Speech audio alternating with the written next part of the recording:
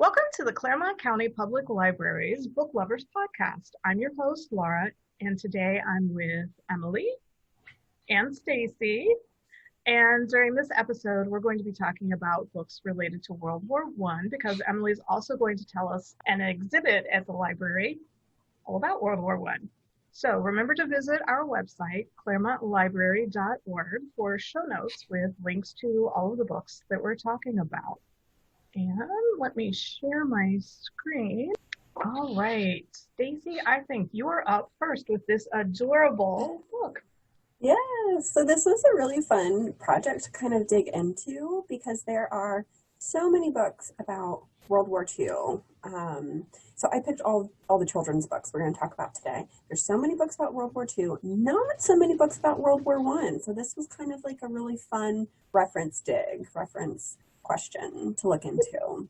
That's interesting that there aren't so many about World War I. I wonder why. I don't know. I don't know if World War II just kind of gets more buzz a little bit. But and I bet there were very few before we had the centennial last couple of years.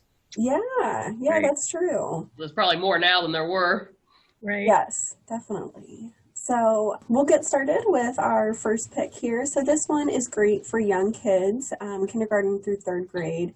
It'd be a great read aloud at home or in the classroom, or if you like the story, just to read it as an adult because it is adorable. It is Finding Winnie, the True Story of the World's Most Famous Bear by MATTICK, illustrated by Sophie Blackall, and it actually won the CALKHOVEN honor for the year it was published, which is awesome. It is such a cute story. Such a cute story, cute cover there. So the story is, in 1914, Harry Colburn, a veterinarian on his way to 10 horses in World War I, followed his heart and rescued a baby bear. He named the bear Winnie after his hometown of Winnipeg, and he took the bear to war. Harry's real-life great-granddaughter tells the true story of a remarkable friendship and an even more remarkable journey, from the fields of Canada to a convoy across the ocean to an army base in England, and finally to the London Zoo, where Winnie made another new friend, a real boy named Christopher Robin. Before Winnie the Pooh, there was a real bear named Winnie, and she was a female black bear. So cute. It is really cute. Just adorable. Yes. And it's a true story, so it's a nonfiction pick, which is great. That is awesome. All right. Emily, I think you're up next. Yeah, so World War I novels for adults, get into all different kind of genres. So I just stuck for this podcast with some mysteries that are World War I themed. And first up is Charles Todd, which is actually a pen name for a mother-son writing team. And they have two lengthy World War I mystery series. And this first one is about Inspector Ian Rutledge, who is a World War I veteran, so it takes place after the war. And his pre-war life, he was an inspector for Scotland Yard, and he really just wants to get back into his job, but he's been shell-shocked, and he has a lot of mental health issues as a result, and the cases he keeps investigating keep triggering things for him from his war experience. So there are 22 books in this series already, and it's still going, and the very first one is this one here on the screen, A Test of Wills. And it's, if you're interested in that time period, you've got a lengthy set of stories to explore. It gives you a lot to explore. Yes. That's interesting that it's a mother-son writing team. You don't usually hear. Yeah, I was surprised. I had not realized that myself about that author until I did a little more digging. Interesting. All right, Stacey. Okay, so my next pick is another illustrated nonfiction picture book, and this would be great for early elementary readers. So it is called Soldier for Equality, Jose de la Luz Sáenz and the Great War by DUNCAN TONATIUH. So I'm going to shorten his... for saying those right. I looked up the proper pronunciation so I wouldn't mess them up, but I'm going to shorten his name to Luz when I talk about it. So Luz believed in fighting for what was right. Though he was born in the United States, he often faced prejudice because of his Mexican heritage. Determined to help his community, even in the face of discrimination, he taught school children during the day and adults in the evenings. When World War I broke out, Luz joined the army. His ability to quickly learn languages made him an invaluable member of the intelligence office in Europe. However, Luz found that prejudice followed him even to war, and despite his efforts, he often didn't receive credit for his contributions. Upon returning home to Texas, he joined with other Mexican-American veterans to create the League of United Latin American Citizens, which today is the largest and oldest Latinx civil rights organization. So lots of great information in here. This was just published this year, so probably, like Emily was saying, in conjunction with the centennial, and I wouldn't be surprised if it won a few awards. It's been getting a lot of really good praise. Well, it seems like a very timely book about World War One. Yes. You know, with all of the things that have been happening recently. So yeah, definitely. Sure. Kind of ties in, can be like another conversation point for civil issues going on right now. Absolutely. Yeah. Great. Emily.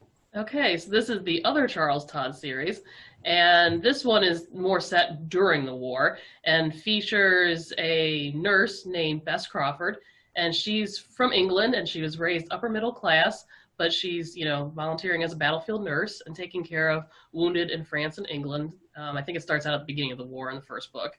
And she just gets herself very enmeshed in the lives of the soldiers and the families that she encounters during her experiences in the war, and that leads to the mysteries. And this one's actually a pretty established series too, considering how long the other one was. This one is newer, but it's still 11 books. And the first one is this, A Duty to the Dead. They are a prolific writing team. They are, so definitely if you're a mystery reader and interested in World War I, there's lots to explore here. I love the cover of that book. It's so pretty. The colors. It is eye-catching, isn't it? Yeah, it's is. very eye-catching. I'd pick it up just for that. All right, Stacy. Okay, so moving on to fiction. This is a good pick for mid to upper elementary students, and it's all about another wartime animal, World War I animal. So this is part of a series called GI Dogs, and this is Hero Pup of World War I, Sergeant Stubby. Oh, my name is Sergeant Stubby. So cute. And this one is written by LAURIE CALKHOVEN. So meet Stubby, a stray pup who was taken in by a group of American soldiers in training and soon found himself whisked off to the front lines of World War I as the official mascot of the 102nd Infantry Regiment. Stubby served bravely by his soldiers' sides for 18 months and became a hero when he saved his regiment from a surprise gas attack, and again when he single-handedly caught an enemy German soldier in no man's land. Join Stubby on his incredible journey from puppy to soldier to high-ranking sergeant as he narrates his story of heroism. So this is a historical fiction book because Sergeant Stubby was a real pup. Oh, how fun! I know, yeah, just like Winnie. I bet a lot of kids would like that because dog books are always popular too, so. Absolutely. And I can't think what other dogs are featured in this series, GI Dogs, but I'm sure they would all be like really popular picks for students. Absolutely. Well, and with a name like Sergeant Stubby, how can you not love him? I know. So cute. Cool. All right, Emily. All right, so our last mystery series by Jacqueline WINSPEAR is the Maisie Dobbs series. And this is another lengthy one. Oh, you know what? I didn't write down how many books there are. Ah, shame on me. Okay, but I think it's well into the teens, so maybe 15 or so. A lot. Yeah, a lot. With a lot. And these ones are more of a post-war series too. And they're again set in England, and the main character is Maisie Dobbs. The first book kind of starts out with, like, you know, you almost go through her childhood and grows up, so it kind of tells her personal story, and then there is some mystery, but the future ones get more into the mysteries. And so it sets up of how she becomes an investigator. And the books are, I would say they're a little more upbeat than some war story books, but they still get into social issues of the period along the way, and there's a little romance across the series also. Nice. Yeah, these have kind of neat covers too. Yeah, they do. Yeah. I love that illustrative type of cover. I just think those are so appealing. Mm-hmm. And she's already a pretty popular author, so yeah. This would be, a good kind of natural next choice if they haven't read the series. Mm-hmm. Well, I think it's funny. I have a guy friend who's a mystery reader, and he reads these because of the historical tie-in, because if you look at it, you wouldn't necessarily go, ooh, it's a guy pick. And yet he's like, oh, yeah, I really like them. They're very enjoyable, lots of historical stuff in them. So. Well, and it gets into the part about how so many of the young men were killed at that time that it kind of left this generation of women who weren't really able to marry in a time period where that was very atypical. And, you know, the impacts that has and how that gives her a little more freedom to get involved in other kind of tasks. I like that. All right. Stacy. Okay, so my last two picks are fiction as well, both historical fiction, and they are for teens. So this first one is The Button War by Avie. So 12-year-old Patrick knows little of the world beyond his tiny Polish village. The Russians have occupied the land for as long as anyone can remember, but otherwise life is unremarkable. Patrick and his friends entertain themselves by coming up with games involving dares until the Germans drop a bomb and the Great War comes crashing into his village. As control of the village falls from one nation to another, Jurek, the ringleader of Patrick's group of friends, devises the best dare yet. Whichever boy steals the finest military button will be king. But as the dare progresses to looting the bodies of dead soldiers, and as Jurek's obsession with becoming king escalates, Patrick begins to wonder whether their button war is just a game. Avie delivers a fierce account of the boys of one war-torn village who are determined to prove themselves with a simple dare that spins disastrously out of control. This is a popular pick for teenage boys. And I don't know if it is anymore. It used to be required reading. I don't know if it is anymore, but it is still a popular pick. Sounds like it would be perfect required reading. Yeah. That's really good. Okay, and so your other teen pick. My other teen pick is Warhorse, so we have the issue here that has the movie cover. So I'm sure there are many patrons that have watched Warhorse. If you didn't know, it's based on a YA novel of the same title by Michael Morpurgo. This searing World War I novel reveals the unspeakable slaughter of soldiers on all sides fighting against people who are just like them. The story is told by an English farm horse named Joey. And the first-person narrative blends the animal's physical experience with what men say. So you get kind of the horse's experience and the soldier's experience as well. So it's 1914, and Joey is a beautiful bay red horse with a distinctive cross on his nose. And he has a special bond with Albert, who is too young to join the war. And Albert lives on the farm where Joey lives. So Albert's father sells Joey to the army, and Joey is thrust into the midst of the war on the Western Front. With his officer, he charges toward the enemy, witnessing the horror of the battles in France. But even in the desolation of the trenches, Joey's courage touches the soldiers around him, and he is able to find warmth and hope. But his heart aches for Albert, the farmer's son he left behind. Will he ever see his true master again? Oh, I know. it sounds like it's gonna just touch everybody and all their feelings. Yes. Yeah, it's a very emotional story. And I didn't realize this, but I picked so many books about animals. Animals. 3 of my picks. So something for everybody. There you go. Well, who doesn't like animals, right? Exactly. Well, it's very much always a go-to theme in children's books, too. So Absolutely. Well, I think it has a lot of crossover appeal, too. So I think that would be something you could read with your kids because, again, who doesn't like animals? Definitely. They always tug at the heartstrings. You can't get emotionally engaged when it's an animal story. Yes. I bet this is one that would work for those car rides where they want something that, like, grandma and the kids can listen to. Right. Yeah, multi-generational appeal. Yeah. So, Stacey, good picks. Thank you. Okay. All right. And next up, Emily, you're going to tell us a little bit about the online exhibit, right? Yeah, so the Smithsonian offers several different poster exhibits to organizations like libraries that they can use for displays.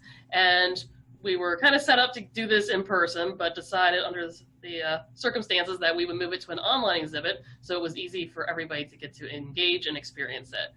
And so this is going to be up in November through the end of the year, and you'll be able to find it on the library's website. And the exhibit is called World War I, Lessons and Legacies.